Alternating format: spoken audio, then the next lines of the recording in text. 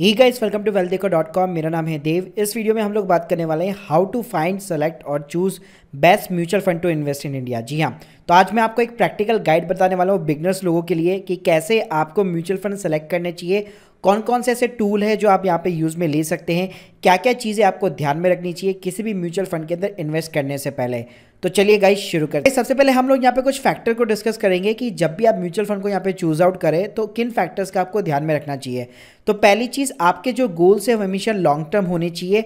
आपका गोल अगर capital appreciation है तो उसके अकॉर्डिंग आपको म्यूचुअल फंड अलग चूज करना चाहिए। शॉर्ट टर्म है तो उसके अकॉर्डिंग आपको अलग चूज करना है। टैक्स सेविंग है तो ईएलएस म्यूचुअल फंड उसके अकॉर्डिंग आपको अलग कैटेगरी चूज करनी है। इसके अलावा गाइस आपको रिस्क भी दिखना पड़ेगा कि इक्विटी म्यूचुअल फंड के साथ में जाना है, डेट के साथ में जाना है, हाइब्रिड के साथ में जाना है। तो देखिए यहाँ पे एक सिंपल यहाँ पे टेबल दी हुई है, तो उसके अकॉर्डिंग आप अपना एनालिसिस कर सकते हैं।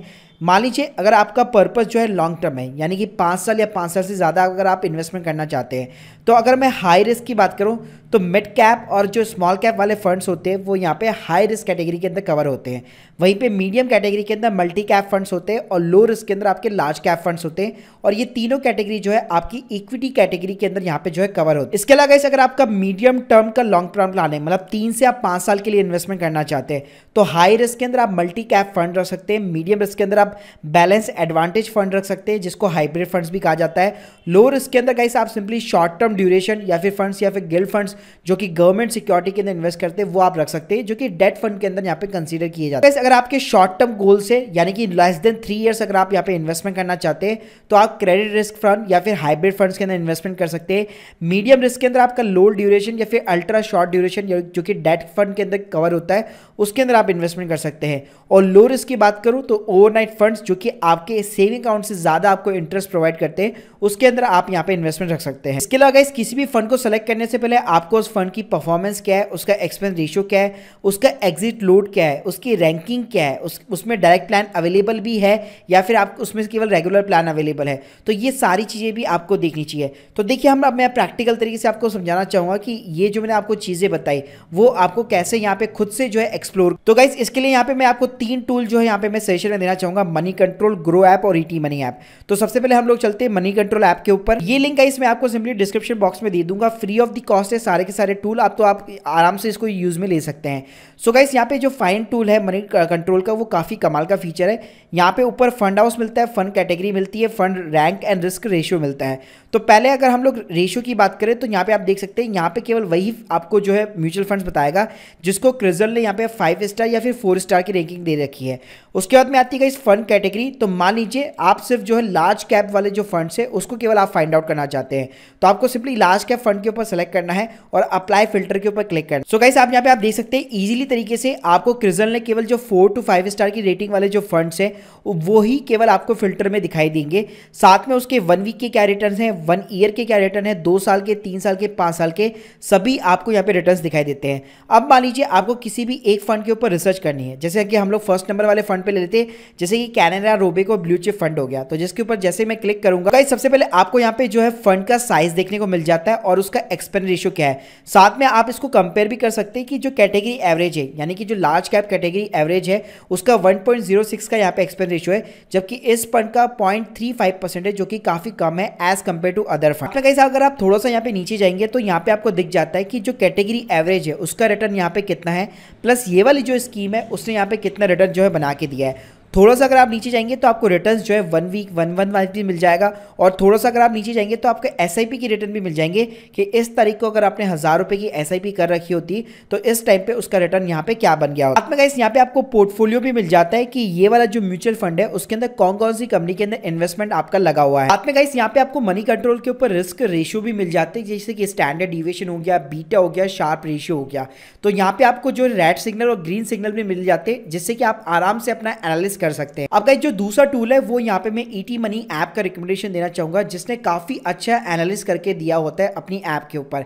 तो यहाँ पे आपको सिंपली अपना अकाउंट क्रिएट करना है, लिंक मैं आपको डिस्क्रिप्शन बॉक्स में दे दूंगा। ये पूरा फ्री ऑफ द कॉस्ट है, एक बार अगर आप अपना अकाउंट सेटअप कर लेंगे तो इस तरह का आपको इंटरफेस देखने को मिलेगा।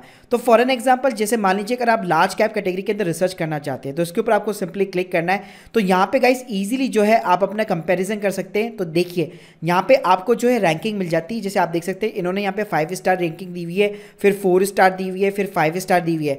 मैं एग्जांपल के लिए जैसे कि कैनरा रोबे को यहाँ पे ओपन कर लेता हूँ, जो कि हमने सेम म्यूचुअल फंड जो है मनी कंट्रोल के अंदर भी ओपन किया था। तो गाइस आप देख सकते हैं ईटी मनी भी यहाँ पे इसको फर्स्ट यहाँ पे रैंक दी है आउट ऑफ द 24, मतलब जो 24 म्यूचुअल फंड है बेस्ट, उसमें से फर्स्ट रैंक जो है इसने इसको प्रोवाइड कर रखी है। इस ईटी मनी के अंदर आपको कुछ एडिशनल भी यहाँ पे जो है चीजें देखने को मिल जाती है, जैसे कि इसका परफॉर्मेंस क्वालिटी क्या है, मतलब लगातार इसने आपको रिटर्न जो है यहाँ पे प्रोवाइड किए कि नहीं किए। साथ में जब भी शेयर मार्केट यहाँ पे क्रैश हुआ है तो डाउन साइड भी प्रोटेक्शन क्या है, मतलब ये वाला जो फंड है उसने अपने लॉसेस को यहाँ पे कंट्रोल किया या नहीं किया, तो उसके अगेंस्ट में भी यहाँ पे आपको जो है रेटिंग वगैरह देखने को मिल जाती है। साथ में गाइस अगर आप किसी भी फंड को यहाँ पे कंपेयर भी करना चाहते हैं तो मान लीजिए आपको सिंपली उस फंड को सेलेक्ट करना है और दूसरे फंड्स को सेलेक्ट करना है।